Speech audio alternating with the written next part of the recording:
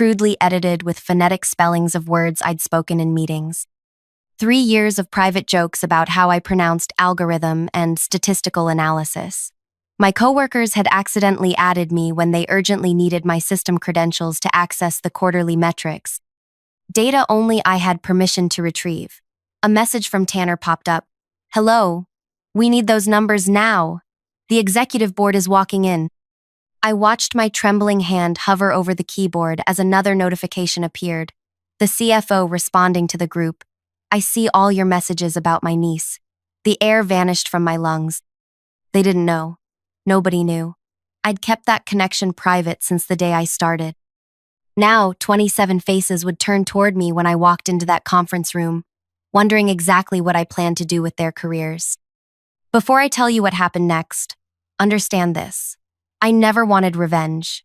I wanted respect. There's a difference. One I'd spend the next 3 weeks teaching them in exquisite detail. If you've ever been underestimated, mocked, or pushed aside while watching less qualified people take credit for your work, I promise this story will feel like justice served on a silver platter. My name is Niveen Tasakor. I immigrated to America 7 years ago with a mathematics degree and specialized certification in predictive financial analysis. I grew up in a small mountainous village in Georgia, not the state, the country nestled between Russia and Turkey. My childhood was spent helping my grandfather tend beehives, while my grandmother taught me calculus using patterns in nature. By 12, I could calculate the volume of irregular shapes by observing how rainwater collected in stone formations. In my home country, I was respected for my intellectual gifts. 3 universities competed to enroll me, and I graduated with highest honors despite working 2 jobs to support my family after my father's unexpected passing. My professors said my approach to applied mathematics was revolutionary. I declined 2 government positions to pursue opportunities in America, believing my skills would transcend language barriers. I was wrong. From my first day at Absolute Analytics, I noticed how conversations shifted when I approached. My team members Tanner, Phoebe, Gretchen, and Imani would be laughing, then suddenly become professional when I entered the break room. I attributed it to cultural differences. Perhaps my directness made them uncomfortable? Maybe my formal dress style seemed odd compared to their casual attire? I tried harder to connect. I brought traditional Georgian khachapuri pastries. I invited them to a Georgian dance performance downtown. I offered to teach them phrases from my language. They declined politely each time, citing prior commitments. I accepted their excuses at face value because, in my culture, we believe in assuming good intentions. The head of our department, Kareth, seemed different. He praised my analytical frameworks in meetings but never acknowledged my contributions when speaking with his superiors. My algorithms improved company forecasting by 23%, yet his presentations never mentioned my name. When I created a new risk assessment model that saved the company millions, Kareth patted Tanner on the back during the executive meeting. "Exceptional work," he'd said, while Tanner smiled and nodded. I remained silent, telling myself visibility wasn't important. Results were what mattered. Besides, I knew the chief financial officer, Dahlia Corvell, had access to the system logs. She could see who created which models. She knew the truth. What I never told anyone was that Dahlia was my mother's sister's daughter, my first cousin. She'd recommended me for the position but insisted on professional boundaries. "Your work must speak for itself," she'd said. I agreed completely. For 3 years, I arrived at 7 a.m. and left after 8 p.m. I skipped lunch to run additional analyses. I developed proprietary algorithms that transformed raw financial data into actionable forecasts. I spoke 7 languages, which allowed me to communicate directly with international clients and partners instead of waiting for translators. German automotive executives, Japanese investment firms, Brazilian agricultural cooperatives, they all had my direct number because I could discuss complex financial concepts in their native tongues. The week before the quarterly meeting, I overheard Kareth discussing upcoming promotions with his assistant. "We need someone with emotional stability and natural leadership presence," he'd said. "Niveen is too technical, too detached. Clients need someone they can relate to." The words stung, but I accepted the critique. Perhaps I did focus too much on numbers and not enough on relationships. I resolved to demonstrate more interpersonal warmth. Then came the morning of the quarterly meeting. I arrived early as usual, preparing to extract the financial metrics everyone would need for their presentations. My special access existed because I'd designed the secure database architecture, another fact few people acknowledged. That's when the chat notification appeared. Now, sitting in that conference room, surrounded by executive board members and the coworkers who'd spent years mocking me, I maintained perfect posture. My expression revealed nothing as Kareth introduced the quarterly presentation. "We're especially excited about our predictive modeling this quarter," he announced. "The team has developed unprecedented accuracy in market forecasting." Tanner stood, clicking through slides filled with my graphs, my calculations, my innovations. Phoebe joined him, explaining the methodology I'd created over hundreds of late nights. Gretchen detailed client applications that had resulted from my direct consultations in their native languages. I watched them present my life's work while 20 sets of eyes focused on them admiringly. Only Dahlia occasionally glanced in my direction, her expression unreadable. When they finished, polite applause filled the room. The CEO, Harlow Winter, nodded appreciatively. "Impressive work. This puts us years ahead of competitors." Dahlia cleared her throat. "Before we move on, I have a question about the algorithmic approach. The system logs show these models were created by," she consulted her tablet, "Naveen's credentials. Perhaps she could explain the methodology?" Silence crashed into the room. Kareth's smile flickered. Tanner froze mid-reach for his water glass. "Oh," Kareth recovered quickly. "Niven assisted with data entry. The conceptual framework was developed by the team." I felt something shift inside me. Not anger, but clarity. A lifetime of deferring, of believing competence would eventually be recognized, crystallized into a single moment of decision. "Actually," I said, my voice calm, "I would be happy to explain my methodology." I stood and walked to the front of the room. Instead of taking the clicker from Tanner, I pulled up a new window on the presentation screen. The back-end system logs showing creation dates, user credentials, and modification history for every element of the quarterly analysis. This proprietary algorithm functions through a 3-tiered authentication system I designed. I explained, my accent suddenly more pronounced than usual. The mathematical foundation draws from non-linear regression modeling I developed during my studies in Georgia. For 10 minutes, I detailed the complex financial architecture underlying their simplified presentation. I explained how my cultural perspective allowed me to identify market patterns invisible to conventional Western analysis. I demonstrated how my linguistic abilities created direct client relationships that generated 17% more revenue than accounts managed through translators. When I finished, the room remained silent. Harlow Winter leaned forward. "Why haven't I met you before, Naveen?" Before I could answer, Kareth interrupted. "Naveen is incredibly valuable in her current role. She's more comfortable with numbers than people, which is why we've kept her focused on back-end analysis." "Is that true?" Harlow asked me directly. I smiled. "Perhaps you could test that theory. For the next 5 minutes, I'm happy to discuss our European market strategy in any language you prefer." Harlow's eyebrows rose.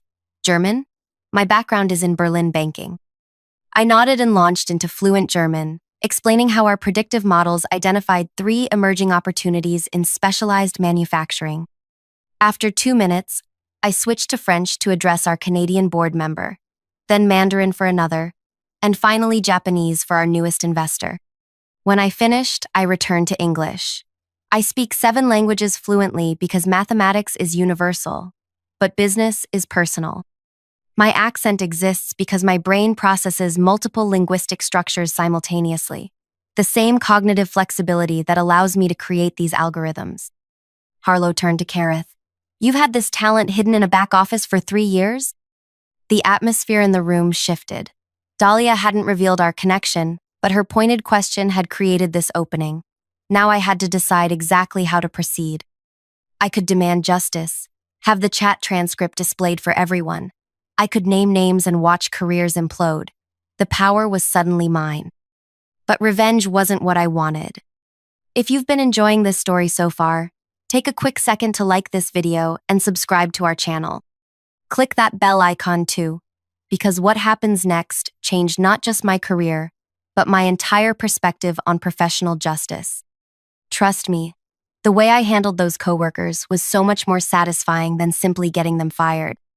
The meeting ended with Harlow requesting a private conversation with me later that afternoon. As everyone filed out, Tanner approached, face pale. "Naveen, about that chat group," he started. "We'll discuss it tomorrow," I said quietly, "after I meet with Harlow." Phoebe and Gretchen exchanged nervous glances near the door. Imani stared at the floor. Kareth attempted to join Harlow and Dahlia's conversation, but they walked away, deep in discussion about international expansion. I gathered my materials calmly, though inside, my thoughts raced through possibilities.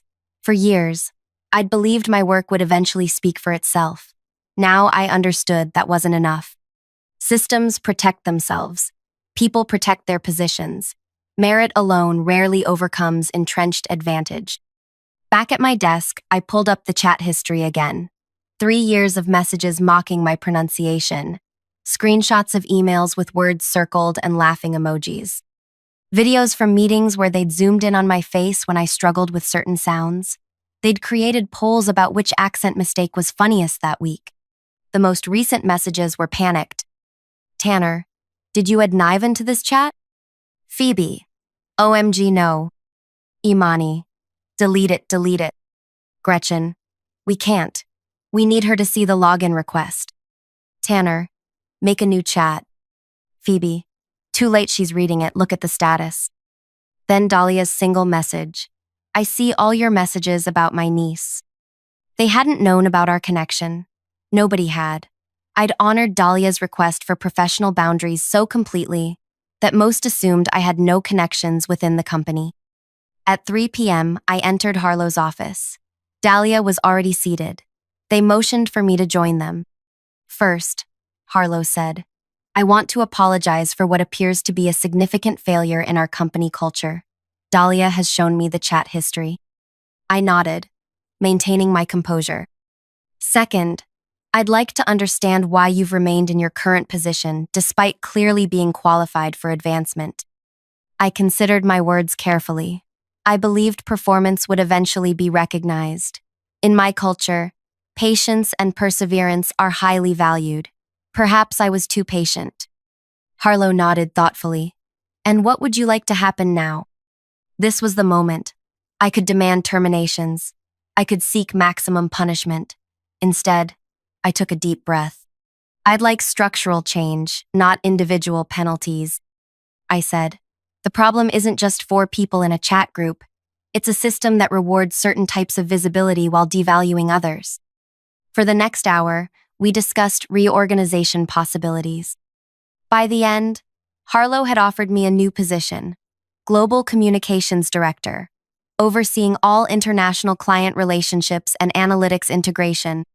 The role would report directly to the executive committee, bypassing Kareth entirely. "One more thing," I added as our meeting concluded. "I'd like to implement mandatory language training for all client-facing staff. In today's global economy, monolingualism is a competitive disadvantage." Harlow smiled. "Excellent idea. You'll oversee the program development?" I nodded. "I'll need flexibility in scheduling and implementation." That evening, I sat in my apartment staring at the city lights. Tomorrow would begin a new chapter, not just for my career, but for how I valued myself. For too long, I'd believed that quiet competence would eventually be rewarded. Now I understood that visibility wasn't vanity. It was necessary protection. My phone buzzed with a message from Dahlia. "I hope you know I wanted to tell them about the chat months ago. You asked me not to interfere." I replied, "Thank you for respecting my wishes then, and for supporting me today." Another message arrived. "What will you do about them?" I smiled as I typed, "Teach them." The next morning, I arrived at the office to find an official announcement in my inbox. Effective immediately, I would assume the role of Global Communications Director with a substantial salary increase and corner office. The email concluded with a personal note from Harlow. Your patience has been admirable. Your restraint even more so. Now show us what you can really do. By 9 a.m., my phone buzzed constantly with congratulatory messages from colleagues who had barely acknowledged my existence before. Peculiar, how success suddenly makes you visible. I responded politely to each one while preparing for my first executive committee meeting at 10. As I gathered my materials, Tanner appeared in my doorway, shifting nervously from foot to foot. Niveen, can we talk privately? His voice had lost its usual confidence. I gestured to the chair across from my desk. Of course. He sat, eyes darting around the room before settling somewhere near my left shoulder. About that chat group, it wasn't what it looked like. It looked like 347 messages mocking my accent and cultural background. I replied calmly. What was it actually? His face flushed. It started as just stupid jokes. We never meant to hurt me or for me to find out. The question hung between us. Tanner had no answer. The language training program begins next Monday, I said, changing the subject. As Global Communications Director, I'll be personally conducting the first series of sessions. Relief flooded his face. This wasn't the confrontation he'd feared. That's great. Which languages? Georgian and Russian to start. Essential for our Eastern European expansion. Sessions begin at 6 a.m. to accommodate international time zones. The relief vanished. 6 in the morning? Every day? For 3 months. Attendance is mandatory for anyone working with international clients. I smiled. Or anyone seeking promotion in the next fiscal year. Understanding dawned in his eyes. 6 a.m. language training taught by the woman whose accent they'd ridiculed for years. The elegance of the consequence wasn't lost on him. Who will be in these sessions? He asked carefully. The executive committee has approved my list of priority participants. I handed him a printed schedule. You'll be joining Phoebe, Gretchen, Imani, and Kareth in Group A. I've noted your particular difficulty with Slavic consonant clusters based on your chat comments about my pronunciation of statistical probability. His face reddened. You've read all of it. Every message, I confirmed. Quite educational to see myself through your eyes. I particularly appreciated your Halloween costume last year. The fake accent and exaggerated gestures were quite creative, though anatomically impossible. Tanner stared at his hands. I'm sorry. I know. I stood, gathering my materials. Your performance will be evaluated weekly. Those making insufficient progress will require additional weekend sessions. After he left, I allowed myself a moment of quiet satisfaction, not because I sought to punish them, but because justice sometimes requires uncomfortable growth. They would learn my language with the same diligence I had learned theirs. They would struggle with unfamiliar sounds while I gently corrected them, exactly as they should have done for me. The following Monday, I arrived at 5:30 a.m. to prepare the conference room. I arranged dictionaries, workbooks, and audio equipment with meticulous care. At precisely 6 a.m., my 5 students shuffled in, clutching coffee cups and avoiding eye contact. Good morning, I greeted them in Georgian. Welcome to your first language immersion experience. For the next 2 hours, I introduced them to the Georgian alphabet, 33 letters, many bearing no resemblance to Latin characters. I demonstrated proper tongue placement for sounds that don't exist in English. When Kareth complained that certain consonant combinations seemed physically impossible, I played recordings of 5-year-old Georgian children speaking fluently. What's challenging for adults is natural for children, I explained. Your struggle isn't intelligence, but neuroplasticity. The brain resists new pathways after certain ages. By the end of the first week, frustration simmered in every session. Phoebe nearly cried when unable to pronounce a simple greeting after 20 attempts. Gretchen developed a headache trying to distinguish between similar-sounding consonants. Imani actually improved quickly but pretended otherwise, perhaps fearing social exclusion from the others. Kareth proved the most resistant. This is absurd, he muttered during our second week. I'll never use Georgian in actual business contexts. I switched to Russian immediately. Then perhaps you'll find this more professionally relevant. I replied in that language. Russia represents a significant emerging market for our financial products. His confusion at my sudden language switch confirmed what I already knew. He understood neither language and couldn't even differentiate between them, despite 7 training sessions. "You've been marking me as needs improvement on every evaluation," he said accusingly. "Yes. I'm department head. These evaluations go in my permanent file." "Yes. I maintain direct eye contact, just as your performance reviews of me have been in my file for 3 years." Throughout these morning sessions, my professional transformation continued. My new position granted access to client relationships previously hidden from me. I discovered Kareth had taken credit for my work with our Japanese partners, partnerships I'd cultivated through late-night calls conducted entirely in Japanese. He'd represented himself as the analytical mind behind strategies I'd developed. Rather than expose him immediately, I invited our Japanese clients to a video conference, with Kareth present. When they spoke to him in Japanese, expecting the fluency they'd experienced in previous calls, his confusion revealed the truth without me saying a word. They switched to English and addressed me directly for the remainder of the meeting. By the 3rd week of language training, something unexpected happened. Imani approached me after class. "I've been practicing outside of sessions," she admitted quietly. "My grandmother was from Belarus. She tried teaching me Russian when I was little, but I wasn't interested then." I nodded, surprised by this revelation. "I was in that chat group," she continued, "but I never posted anything. I should have spoken up. I was afraid of becoming their target instead." "Fear keeps many people silent," I acknowledged. "I don't deserve your forgiveness," she said, "but I want you to know I'm genuinely sorry." That afternoon, I reviewed the complete chat history again. Imani had indeed never posted a mocking message, though she'd remained in the group. A passive participant, but not an active contributor.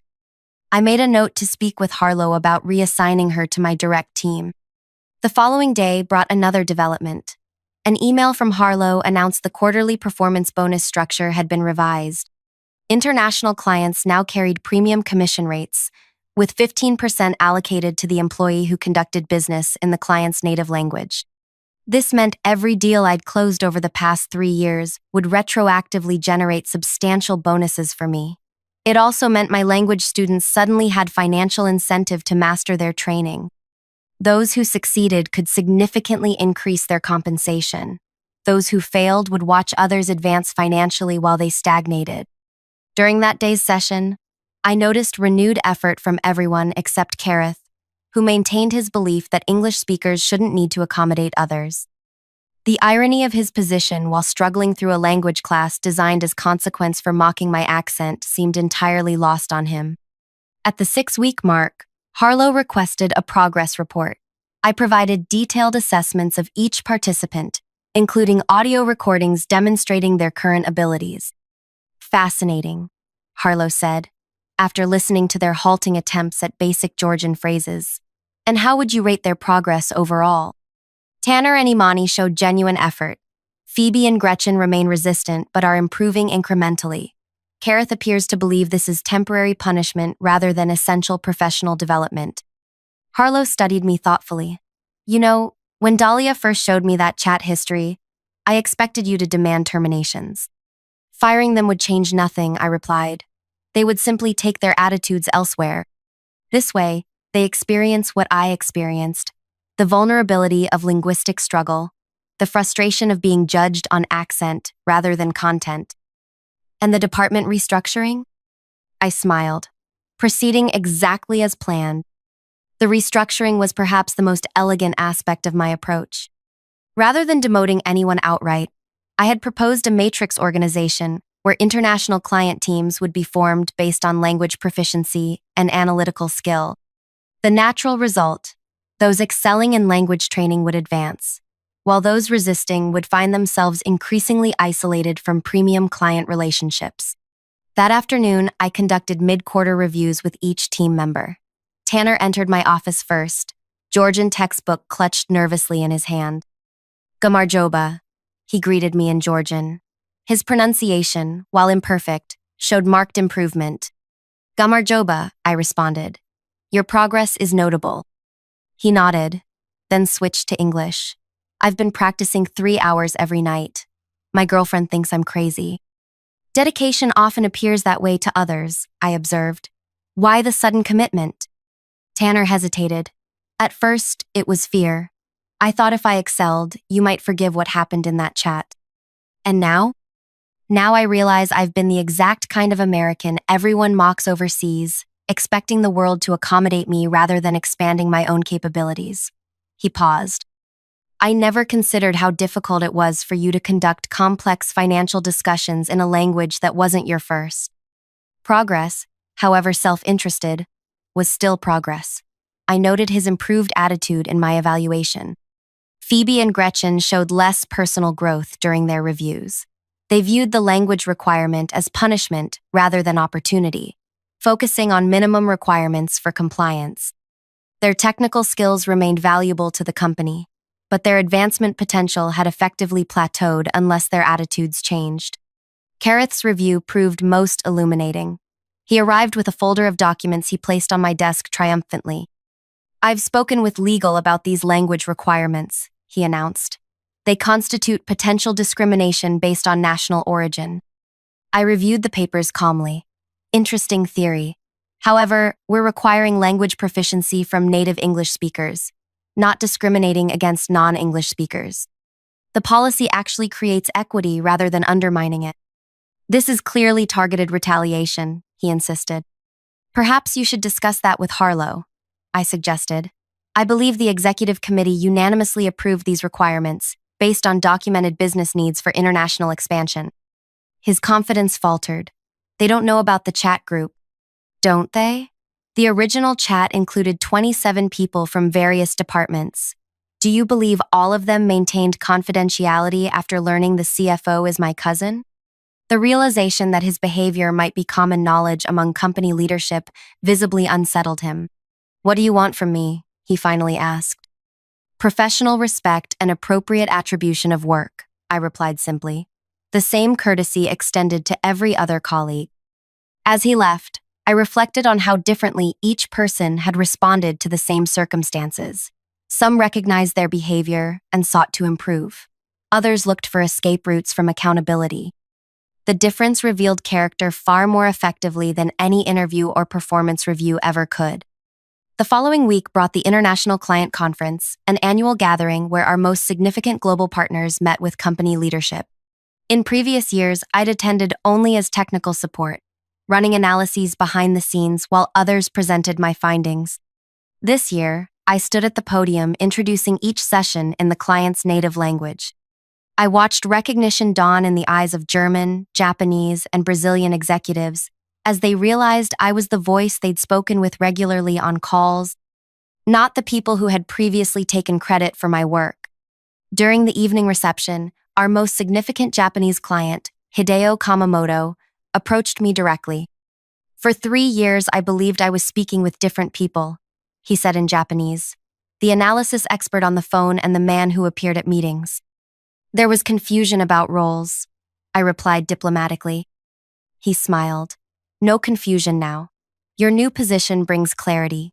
We would like to expand our relationship under your direct management. By the conference's end, I had secured commitment for 3 major new international partnerships, each with the premium commission structure that would substantially increase my compensation while building my own team independent of Kareth's department. The morning after the conference concluded, I received an unexpected email from Kareth requesting a private meeting. Curious, I agreed to see him that afternoon. He arrived looking uncharacteristically humble. I've been offered a position at another firm, he said without preamble. I nodded, waiting for him to continue. Before I make my decision, I wanted to ask, is there a path forward for me here? The question surprised me. That depends on what path you're seeking. I've worked here for 11 years, he said, built my entire career in this company. But after the restructuring, I'm essentially managing a shrinking domestic division while you build the international future. That's an accurate assessment, I acknowledged. He took a deep breath. I could take this other offer. Start fresh somewhere no one knows about. What happened? Or I could stay and try to rebuild here, knowing advancement will be limited by my past actions. I considered his position carefully. This conversation represented something I hadn't anticipated, an opportunity to shape someone's future, rather than simply closing the book on their past. The language of business isn't just Georgian or Japanese or German, I said finally. It's accountability. Everyone makes mistakes. What defines us is how we respond when those mistakes are revealed. What would you do in my position? He asked. I would recognize that starting over elsewhere means carrying unresolved issues forward. I replied. I would consider that growth often happens precisely where we've experienced our greatest failures. He nodded slowly. I'm not taking the other position. I'd like to stay and properly learn international expansion from you, if you're willing to teach me. 2 months after discovering that chat group, I found myself in a position I could never have imagined. My salary had nearly doubled.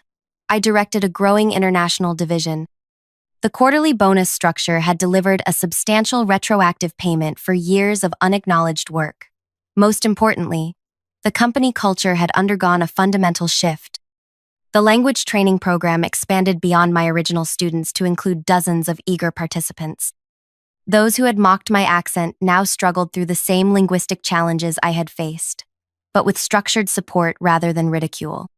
Tanner eventually became one of my most dedicated students, mastering basic Georgian and moving on to Russian with surprising aptitude. Imani joined my direct team, her previously hidden talents flourishing under proper recognition. Phoebe and Gretchen remained in their original roles, neither advancing nor being penalized beyond their reduced access to premium international clients. Kareth's journey proved most surprising. Having chosen humility over escape, he enrolled in additional weekend language sessions voluntarily. His progress remained slower than others, but his commitment demonstrated genuine change. I assigned him to shadow me on calls with German clients, allowing him to observe properly attributed collaborative work. 3 months after the restructuring, Harlow called me to her office. Your approach has transformed this company, she said. International revenue is up 22%. Employee language proficiency has become a competitive advantage in markets where we previously struggled. Thank you, I replied, though I suspect you didn't call me here just to offer compliments. She smiled, perceptive as always. The board is considering a new executive position, Chief Global Strategy Officer. They've asked for my recommendation. And you're considering me, I concluded. You've demonstrated exceptional technical expertise alongside emotional intelligence and leadership capacity. The question is, are you interested? I thought about how far I'd come from that moment of discovery in the conference room. The journey hadn't been about revenge, but reclamation of my work, my dignity, my rightful place. Yes, I answered, on one condition. Which is?